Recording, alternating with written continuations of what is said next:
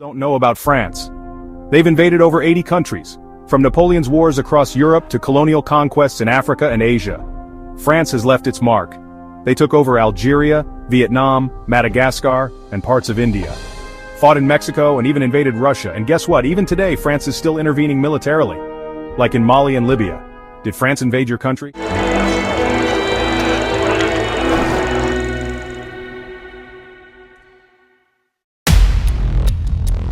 It was July 30th, 2023, just weeks after the military coup in Niger. The army supporters gathered at the French embassy in Niamey, hundreds of them. They set fire to the embassy's door. They also burnt the French flag. Back in Paris, President Emmanuel Macron was spooked. He ordered a full evacuation. Around 600 French nationals lived in this country. All of them were pulled out. This military coup is definitely anti-democracy, but it's also anti-French. All symbols of France have been targeted, their embassy, their flag, and also their military base. But why the animosity? And why towards France and not other countries? The answer lies in Niger's history. In fact, the history of West Africa. This region was colonized by France from the late 19th century. They became independent after the Second World War. But unlike other colonizers, France never left. Their influence and presence continued to linger. Why is that? Time for a flashback.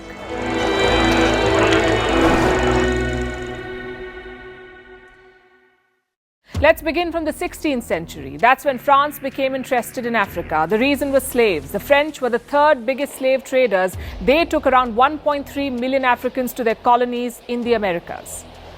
Around 200,000 people never made it. They perished at sea. As the slave trade developed, France needed ports.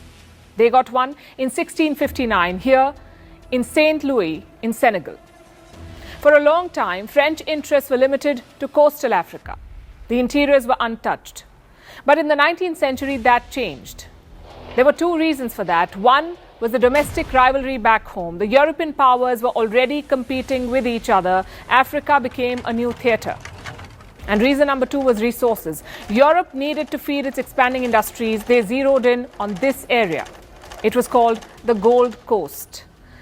There was gold, oil, and much more there.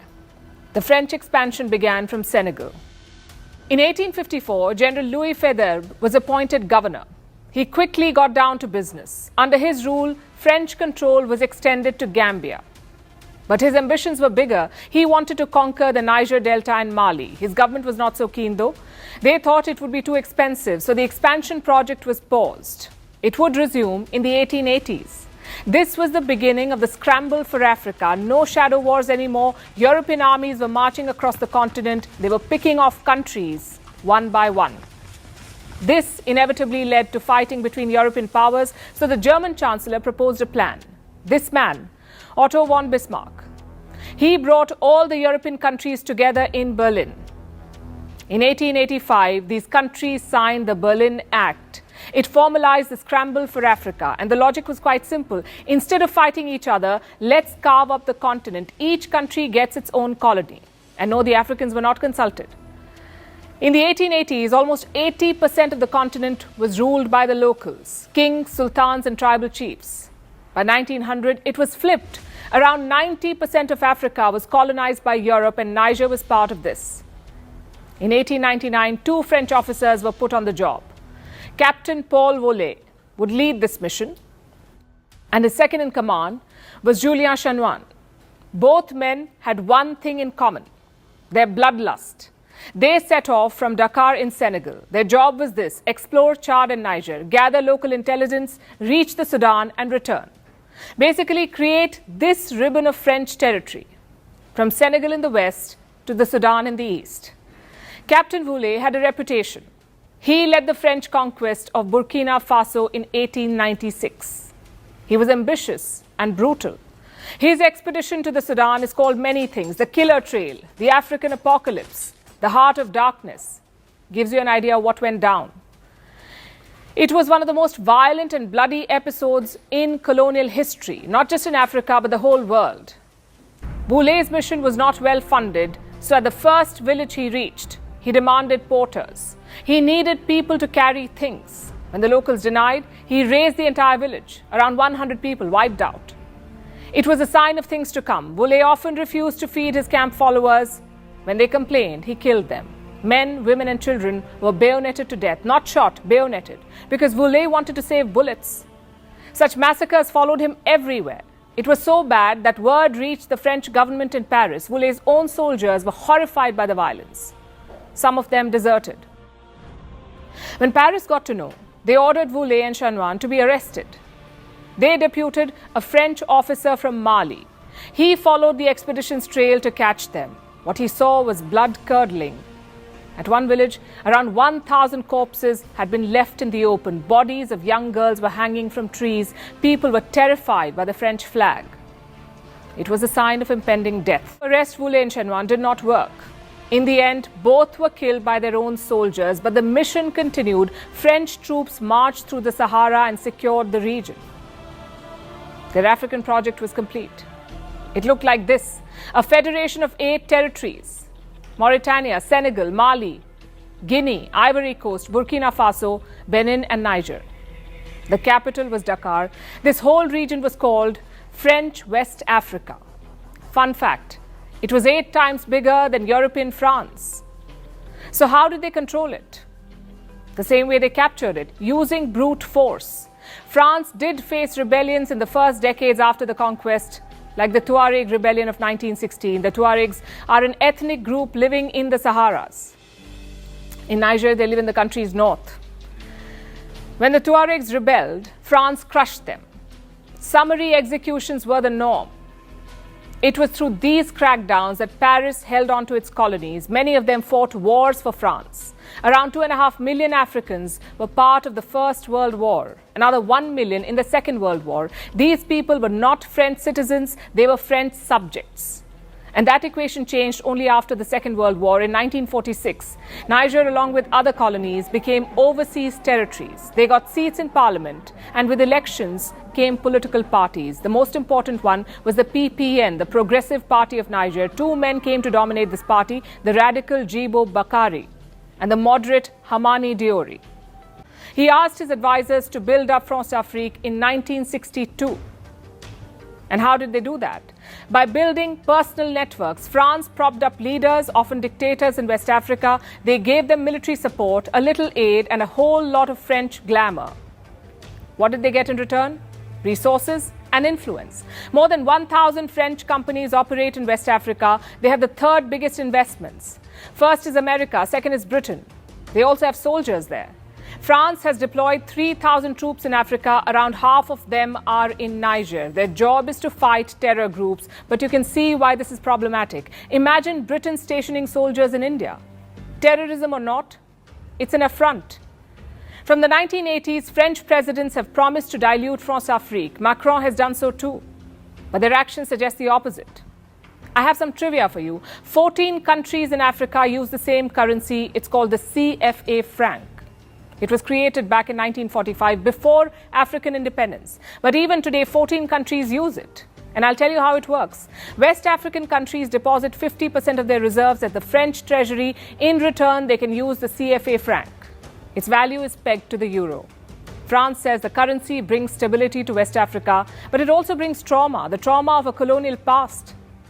The CFA franc is often called monetary servitude. It is one of the many reminders of French colonialism. Now you know why people in Niger dislike France. They plundered and razed entire villages, raped and mutilated women and children, imposed a colonial currency on them, and most importantly, refused to leave.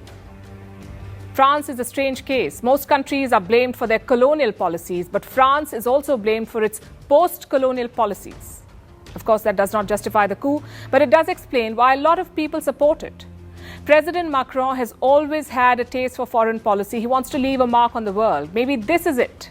He could be the president who destroyed France-Afrique. Mali has moved away from French influence, so has Burkina Faso and now Niger. He may not have intended it, but that could be his legacy. In this collapsing country, where poverty, power, and violence are deeply linked, one man stands at the center. Jimmy Cherizer, Haiti's most wanted man, known as Burkio. Once police officer, now a notorious gang leader who leads one of the country's most powerful gangs. Some call him Robin Hood, a hero for the poor. Others say he's responsible for kidnappings, violence, and Haiti's worst massacre in decades. No matter what you believe, there's one thing everyone agrees on. He's the most feared man in Haiti. I'm about to do something that no other YouTuber has ever done. I decided to risk it all and meet Burkio face to face. This is not just an interview, it's a journey into the heart of Haiti's most dangerous underworld, hopefully to uncover the truth behind the current chaos. Here we are, I'm right now in the secret hood, in the secret place, and the actual car of the man himself, Monsieur Jimmy, or his other name is Burkio. Merci beaucoup, thank you that you have me here. And so guys, let's ask him some questions. Bro, me personally, I read the news and they portray you as the worst person, not only from IT, but on the whole Western Hemisphere. They portray you as the most notorious gang leader. And now I want to ask you, who are you? You understand me? Yeah. You understand? Non, c'est Jimmy Cherizier. Et mon tissu au nom Burkio. Et on fait dans Port-au-Prince, 30 mars 1977. Et moi j'étais marié, moi j'ai une petite fille qui va avoir 18 ans. Et qu'on a divorcé. On passé 14 ans dans la police nationale d'Haïti. J'ai fait partie de 16e promotion police nationale d'Haïti. Après, je suis rentré dans une unité spécialisée qui c'est UDMO, unité départementale et de maintien d'ordre. 14 ans dans la police et qui a servi le pays, a gommé contre gang, a gommé contre bandits. Je dis que j'ai un discours qui dérangeait suite avec menti, organisation de l'Amounio te fait sous moi, suite avec menti et politiciens ont fait sous moi, côté que vous te mettez nom dans le massacre La Saline. Et que vous dites, moi, été tué presque 71 personnes le 13 novembre 2018. Et là, on mettait dans le massacre La Saline, parce que même qu'on a fréquenté La Saline, parce qu'on a notre accès avec côté que La Saline. In November 2018, La Saline, a poor neighborhood in Port-au-Prince, saw one of Haiti's worst massacres. More than 17 people were killed in a violent attack where gangs, armed with machetes and guns, destroyed homes, leaving bodies in the streets. The media quickly blamed Jimmy Cherizier, or Burkio. However, this massacre wasn't just gang violence, it was deeply political. At the time, protests against President Moise were growing, and La Saline was a key area for the opposition. Many believe the massacre was orchestrated to crush the protests, with some suggesting it was done with the help from corrupt police and government officials. While Burkio denies any involvement, the massacre remains a tragic symbol of the power struggles and corruption that plague Haiti. Après révocation, on vient un système non puissant, un système injuste, un système apartheid, un système raciste, un système qui ouais 5% monde qui contrôle toute richesse pays pendant 95% monde dans la population à vivre dans la misère, à vivre dans la crasse. Pour qu'avoir un jour regarder bon la caille là, on regarde les conditions où on vivre. Et plus je avance avant et plus je contrôle côté qui plus mal toujours et dans position misérable où on vivre. On décidé et pour les âmes et que pour me gommer contre monde ça yo. Les wap dénoncer 5% moun qui 95% richesse pays et qui met un système raciste, un système apartheid dans le pays. Moun ça yo grand pile l'argent, moun ça yo puissant. C'est normal pour nous faire passer comme plus gros chef gang qui gagne en Haïti pour me dire dans les Caraïbes. Nous juste à demander une meilleure condition de la vie pour les gens qui sont mal. Ça m'a demandé l'hôpital et que pour nous nous n'avons pas accès à l'hôpital. Je dis un discours ça m'a gagné, son discours qui dérangeait oligarques. Et puis discours ça va le faire de moins plus gros chef gang et qui gagne dans les Caraïbes. Mais j'aimerais toujours dire, on même un peu moderne. Che Guevara? Che Guevara. Thomas Sankara. Thomas Sankara. Condition la vie n'est pas bon. Politiciens traditionnels avec oligarques et eux même qui mettent le pays dans la misère aujourd'hui. Avec complicité, communauté internationale, spécialement les États-Unis, Canada, la France Et c'est moun sa qui mette pays dans misère aujourd'hui. Moi-même, je dis à ma première contre système injuste ça. Et normal et que pour faire passer pour plus gros chef gang qui gagne dans le pays. Mais j'aime toujours dire, si c'est parce que m'a demandé de l'eau potable pour moun qui pi mal yo, si c'est parce que m'a demandé l'école primaire gratis pour tout si moun nou yo, si c'est parce que m'a demandé caille pour nous été, si c'est parce que m'a demandé travail pour moun qui dans le quartier défavorisé yo, qui fait yo dit c'est plus gros chef gang, m'pa gen problème moi prêt pour mourir comme plus gros chef gang. After Haiti won its independence in 1804, France did something unbelievable. They demanded Haiti pay them for the loss of their property, which was actually the enslaved people they could no longer exploit. So Haiti, a newly freed nation, was forced to pay its former colonizers 150 million gold francs just to be recognized as independent. And here's the craziest part. Haiti didn't have that kind of money, so they had to borrow it from French banks at high interest. This meant that Haiti was paying back the people who enslaved them with loans at high interest from the same people, and it took them over 100 years to repay. This independence debt drained Haiti of its resources and left the country in a cycle of poverty that still affects it today. But Haiti's struggles didn't stop there. In 1915, the US invaded without any invitation, taking control of the country's finances. American forces stole the entire gold from Haiti's reserves and shipped it to New York. For nearly 20 years, the US occupied Haiti, rewriting its laws to serve American interests and forcing Haitians into labor. Between France's ransom and the US occupation, Haiti was trapped in a cycle of exploitation that shaped the country's future. I think I've never heard any story like that. Someone goes from a chief police officer fighting the gangs, fighting the bad people, to change, to go against the police that he was serving before. This never happened before in the history. It's like a movie. What made you change? La police fait partie de ça nous les reste avec tout le système. Ça c'est côté mon vivre, dans quartier côté mon vivre. Est-ce que dans côté mon était? Ça c'est quand côté mon vivre. What you say? Those are houses where actually the people are living. Sad. Terrible. It's freaking crazy, man. Yeah, j'ai regardé là. People live there. Ça c'est quand côté mon vivre. Rubbish, trash everywhere. Je dis et histoire moi-même dans la police qui t'a boumé contre gang à bandit et puis je dis me venir boumé contre la police. Je pas boumé contre la police. Je boumé contre le système. Mais la police Defend le système. Et c'est rester avec le système. La police vive de système. So le fait que moi attaquer le système utilise la police pour boumé. Utiliser la police, si. Quel mouvement pacifique qui a retiré le pays dans la misère là. Je vais oublier mon trou côté Jean-Jacques Dessalines enterré, Papa Nation. Je vais montrer que Jean-Jacques Dessalines enterré. Est-ce qu'on a côté Papa Nation enterré? Est-ce qu'on a regardez devant? Est-ce qu'on a côté Papa Nation enterré? The guy who freed the Haiti, he was buried here. Yeah. Où est côté lui enterré? Yes, guys. That's the founder of Haiti, Okay. who freed the slaves. Ok. Est-ce qu'on est côté où mettez? Où est-ce qu'il va mettre? What, bro? Est-ce qu'il va mettre? Ouais. Où est-ce qu'il va mettre? Ils mettez des salines.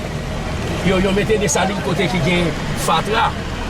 Ils mettez des salines côté qui gagne un pile fatra.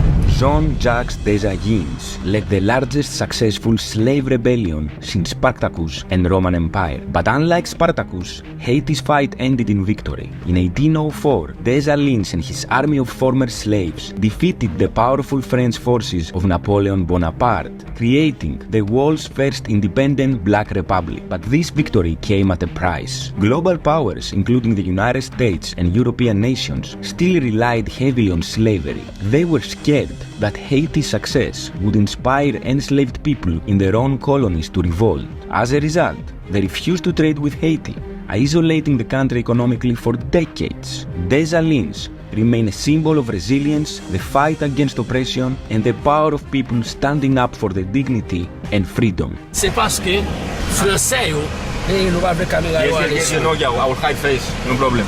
Raison qui fait ça, c'est parce que les Français sont racistes. Ils n'ont pas jamais pardonné de Saline pour gens nous te battre l'armée Napoléon, qui était l'armée qui était plus puissant. Gens nous prennent indépendance nous sous avec ZAM même. Haïti qui tradition ZAM, mais pour mettre nous dans l'esclavage, ils fait nous croire que ZAM sont mauvais bagaille. Je dis ça que fait nous-mêmes, génération ça, nous prenons ZAM pour nous libérer le pays ça. Qu'on y a utilisé les médias internationaux, ils ont utilisé les médias locaux pour faire nous croire que nous sommes bandits, nous sommes gangs et que c'est nous qui avons crasé le pays. Mais au fond, ce n'est pas ça lié. Vérité, réalité, c'est États-Unis, Canada, la France, mélangés avec oligarques, mélangés avec politiciens traditionnels qui mettent le pays dans l'état aujourd'hui là comme ça. Nous-mêmes, nous obligés de prendre ça pour nous gommer contre le système. Ça. Nous obligés de prendre ça pour nous gommer contre le système. Ça. Et ça qui est important pour moi-même, c'est en Haïti, côté qui travaille. Même dans le passé, il y a nous l'appel des Antilles. Même Jean-Thomas Sankara a dit, moi plutôt jouer de l'eau pour tout le monde, au lieu de jouer de champagne pour un petit groupe de monde. Les ancêtres, Jean-Jacques Dessalines, tout ça. C'est ces ancêtres qui connaissent l'union fait la force, qui était nous, indépendance. Et les ancêtres, avec Sampawe, et fini faire ou pas quoi, non, je dis, nous mettons ensemble pour faire une bataille pour nous libérer le pays. You know, France once ruled over many countries in Africa. For example, in the north, Algeria, Tunisia, Morocco.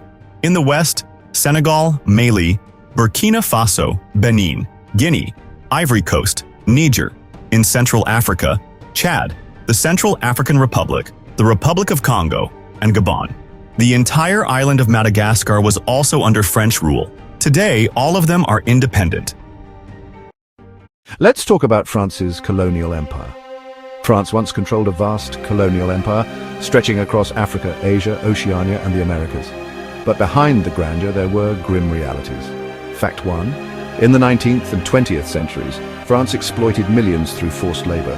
Colonized people were made to work in harsh conditions, often for little or no pay.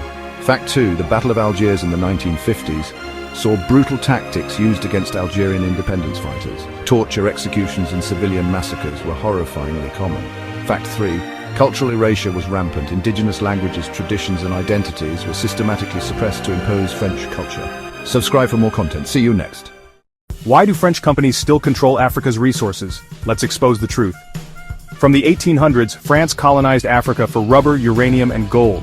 They called it civilization, but it was exploitation. By 1960, colonies freed. But French corporations kept the mines, ports, and profits. Today, Total Energies dominates African oil. Areva mines uranium. Billions flow to Paris, not locals. Critics call it economic colonialism. Old empires in new suits. Should nations reclaim their wealth? Double tap if you demand accountability. Edge experience. Explore. Engage. Elevate.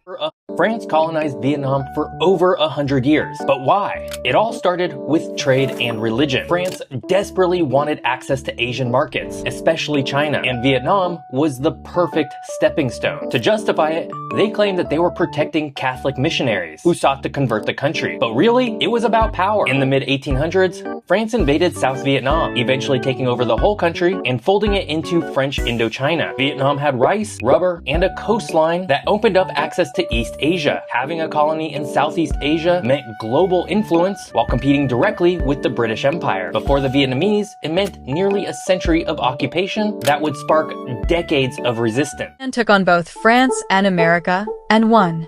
This is the story of Ho Chi Minh. Born under French rule, Ho Chi Minh spent years abroad, learning how to fight colonialism. In 1941, he returned home to lead the resistance. His forces, the Viet Minh, fought a brutal war against the French, culminating in one of history's biggest upsets at Dien Bien Phu. But independence came at a cost. Vietnam was split in two. The US stepped in, fearing communism. Ho Chi Minh had a new enemy. Using jungle warfare, tunnels, and sheer resilience, Vietnam outlasted the US. By 1975, Ho Chi Minh's dream of a united Vietnam became reality. To Vietnam, he's a national hero. But his communist rule had a dark side. What do you think? Let us know in the comments. One man. What if US Sankara was known for his modest lifestyle and dedication to his people. But how does Burkina Faso's current president, Ibrahim Traoré, compare? Like Sankara, Traoré leads with a similar ethos. He chooses military attire over luxury suits and is committed to a humble lifestyle.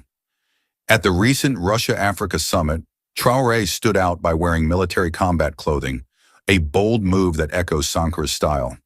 Both leaders have taken the unusual step of rejecting opulence. Traoré has even reduced his own salary to that of a military captain, mirroring Sankara's approach. Traoré's focus on service and simplicity is winning hearts in Burkina Faso, much like Sankara did in his time. While times have changed, Traoré's dedication to his country's welfare and modesty reflects the enduring principles of Thomas Sankara. On fait tout pour que nous ayons peur. Ils viennent dans nos palais, ils nous menacent directement ou des menaces voilées. Bien sûr, nous répondons comme il le faut. Ils prennent chaque fois des exemples. Ils nous diront, vous savez, Thomas Sankara a essayé de faire comme ça, mais il est où? Il est mort. Le président haïtien, il a essayé de faire comme ça, il est où? Il est mort. Kadhafi a essayé comme ça, il est où? Il est mort. Telle personne n'a rien ici, il est en prison. Tout ça pour essayer de nous faire peur, pour qu'on devienne des lâches. Mais je pense qu'ils n'ont pas compris quelque chose. Quand nous disons la patrie ou la mort, nous vaincrons, ce n'est pas qu'une phrase, ça a tout son sens. Faso. What is Burkina Faso, bro? He just survived another assassination attempt. What's Burkina Faso? Burkina Faso, it's a country in Africa. Oh. He is the most popular leader in Africa right now, one of the youngest leaders in Africa right now. Mm-hmm. He has been the president since 2022. I'm going to name you some of the accomplishments he's done. He created their first ever gold mine, state gold mine, and he immediately stopped the exporting raw gold to Europe. Okay. He kicked out the French military. He kicked out the French media. He bought Burkina Faso's first 2 planes of their airline. So before they used to have to lease planes, he bought first 2 planes and trying to stop the stranglehold Air France had on Burkina Faso. He banned the British wigs and attire in judicial hearings. He just made education free. He also was part of a coalition between neighboring Mali and Niger. So they have a coalition going on. Sounds like a good guy. It sounds like he's figuring some shit out. He's been in office for 3 years. I want you one guess. How many assassination attempts has he survived? Or coup attempts? How many? One guess. Going to? Probably had 18. There's been 18 attempts? 18. Just found out this latest coup attempt, one of his right-hand man, one of his soldiers, one of his bodyguards, they offered him $41 million. $41 million. Are you hearing me right now? Born in a small, humble village in Burkina Faso, Ibrahim Traoré grew up in a tight-knit community where every day was a lesson in resilience and hard work. Despite the challenges of rural life, he dreamed of making a difference. At a young age, he made the bold decision to join the military, setting out on a path of discipline and service to his country. Through commitment and perseverance, the boy from the village began transforming into a soldier, a leader in the making, driven by his vision for a better Burkina Faso. From his humble beginnings to becoming a beacon of hope for his nation, Ibrahim Traoré's journey reminds us that greatness often rises from the simplest places. L'impérialisme, il est là-bas, en train d'écraser les peuples arabes, c'est le sionisme. L'impérialisme est partout. Et à travers sa culture qu'il répand, à travers ses fausses informations, il nous amène à penser comme lui. Il nous amène à nous soumettre à lui, à le suivre dans toutes ses manœuvres. De grâce, il faut que nous barrions la route à cet impérialisme.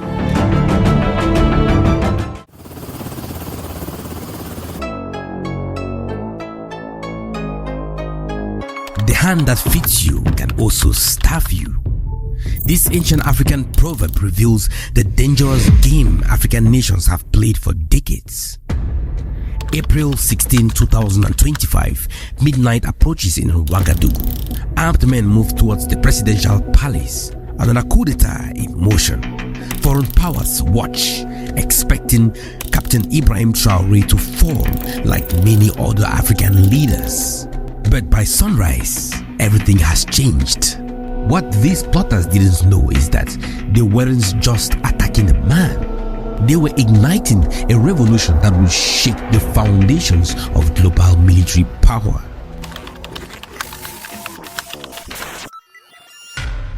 In the next few minutes, I will reveal how a failed assassination attempt transformed a gold-rich but weapons-poor nation into the architect of Africa's most stunning military revolution, and why Western powers are terrified of what's coming next.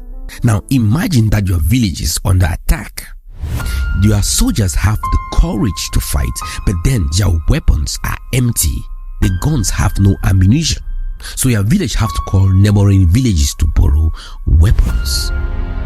But by the time help arrives, the terrorists have already done their worst and gone. The village is in ashes. Now all what we've just said is not imagination. It was Burkina Faso's reality. The deadly paradox? A nation swimming in gold, yet begging for bullets. Before Traoré took power, when terrorists attacked, Burkinabe soldiers would wait weeks for Western approved weapons. A commander from Niger, while people were being unalived, waiting for us. France didn't just block the sales of weapons from France, which was actually their partner, but France went ahead to block the sales of weapons from other countries to Burkina Faso. You can imagine that you are fighting with terrorists, you are fighting with people who want to take away your sovereignty, and you are asking weapons from your most trusted ally, which in that case was France, so they thought. And France refused to sell you weapons. Sometimes they say they'll sell non-lethal weapons to you, something like maybe shoes, boots, uniform. They can sell you uniform, sell you cap, sell you the boots, the army boots and all those things, but they don't want to sell you lethal weapons. Meanwhile, they know very well that the terrorists have lethal weapons. You can imagine that. And this was not just Burkina Faso's problem. From Mozambique to Nigeria, African nations fighting insurgencies face the same cynical calculation. Beg for protection and surrender control, or remain vulnerable and keep your dignity. April 16, 2025, Security Minister Mahamadou Sana would later reveal the full plot. Military officers led by Commander Joanna Compaoré planned to storm the palace while terrorists launched coordinated attacks across the country. But something went catastrophically wrong for the plotters. Burkina Faso's intelligence services intercepted messages between the conspirators and terrorist leaders. But the bombshell discovery: the operation was being directed from Abidjan, Côte d'Ivoire, with evidence suggesting involvement of Traoré's predecessor Damiba, the very man Traoré had overthrown in 2022. And behind them, shadows of Western interests desperate to regain control of a nation slipping from their grasp. Now, wait a minute. In most African countries, this story ends predictably. The government falls, Western-friendly regime gets installed, and mineral exploitation continues. But Traoré didn't just survive. He turned this attack into the spark that would ignite Africa's military revolution. 3 days after the failed coup, Traoré stood before thousands in Bobo Dioulasso and uttered the words now emblazoned across military academies throughout West Africa: a nation that forges its own steel will never kneel for bullets. Colonies is what made France what is, so that the France that you see now is a France that is built on the back of those colonies. They were harsh. because their very survival depended on these colonies. And their harshness can be seen when, on the eve of independence in African countries, they signed the Pact for the Continuation of Colonization. The yes-no vote for French colonies to decide whether, after so-called independence, they would retain connection and connectivity with Paris. They gave everybody the opportunity to vote yes or no, but they did not want you to vote no. So that when Guinea voted no under Ahmed Sékou Touré, when they were leaving, they destroyed everything that was capable of being destroyed. Multiple French papers have put it. With 2 no-confidence votes looming over Prime Minister Michel Barnier, he and his ministers could very well no longer be in power come Wednesday. For that to happen, either one of the 2 motions, be it the one called by the far right or the one by the far left, would need to pass Parliament, and by a majority vote. Put forth on Monday after Barnier forced through a social security law, such no-confidence motions can only be voted on by law 48 hours after they've been called. But already the necessary votes on the far right and on the left are said to be there, upping the likelihood that Barnier will be ousted. We have always said that this is not the left's motion. The votes of no confidence tabled are motions of no confidence in the government. Confronted with this umpteenth denial of democracy, we will censor this government, and Michel Barnier will go down in history as the Prime Minister with the shortest mandate in the Fifth Republic. If Barnier's government does fall, what then would happen on the political front in France? While it remains the great unknown, as the newspapers called it, Emmanuel Macron's entourage says that the French president is already working on a replacement.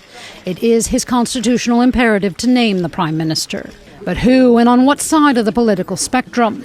On the right, he could name Barnier again or pick another conservative politician. Or he could select someone on the left, such as former Prime Minister and socialist Bernard Cazeneuve. He was on the shortlist back in September. Or knowing that any of his choices will be faced with a splintered parliament and the risk of being ousted as well, he could also name a technocratic government while he waits for future legislative elections. That can't be called until 1 year after the previous ones that Macron called, or not until July 2025. The final option is stepping down, as some politicians left, right and centre have called for. Even if he said he won't step down, Emmanuel Macron could indeed resign, which would in turn provoke a snap presidential election. Allez, venez là, un petit coup. Oula, oula, oula, oula, viens là, oula, oula, oh.